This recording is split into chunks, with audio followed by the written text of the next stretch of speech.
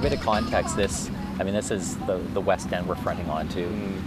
Jen, what do we call this stretch of beach here? I mean, English Bay Beach never that figured way. that out. Sunset Beach here. I see different terminology. It's really it's one. sort of Falls Creek. It's sort of English Bay. It's not Stanley Park. Yeah.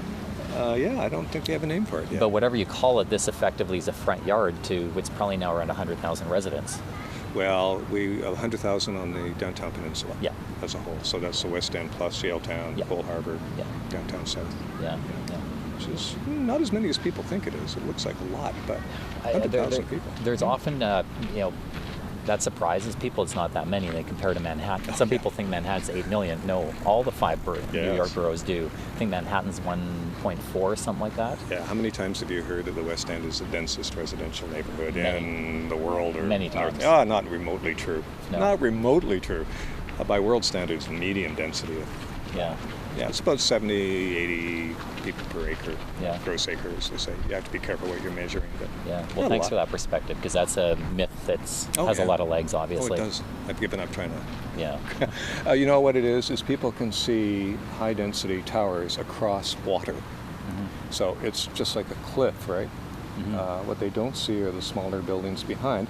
And indeed, the density in the West End is, it's dropped over, certainly in the 1970s, 1990s, I remember looking at the census figures.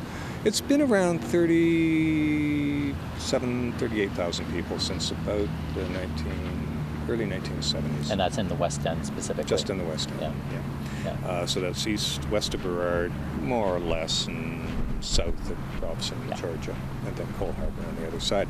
Most interesting thing I ever discovered about the West End, though, was what the population was before the high-rises.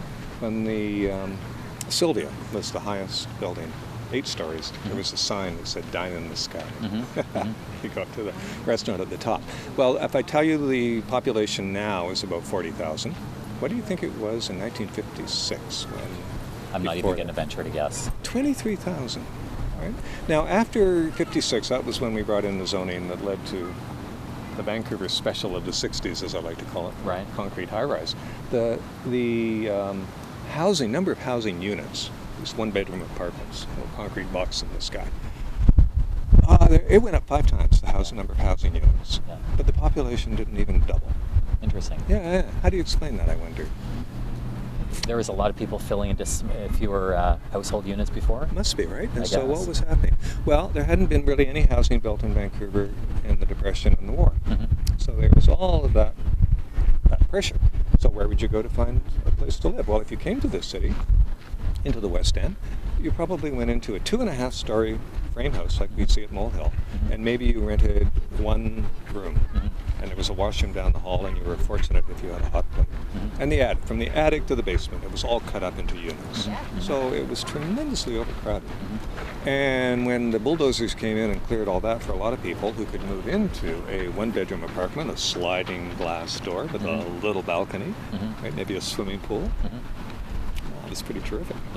Jane Jacobs makes that point in that, the classic book of our time, Death and Life of Great American Cities. She says, people confuse overcrowding and high density. They think they're the same thing, right?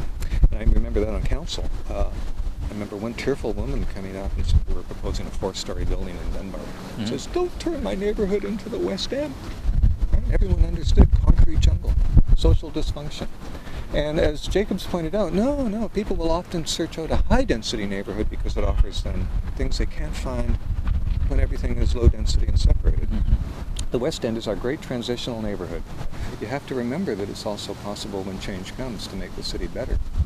And I think, to me, this is what this symbolizes.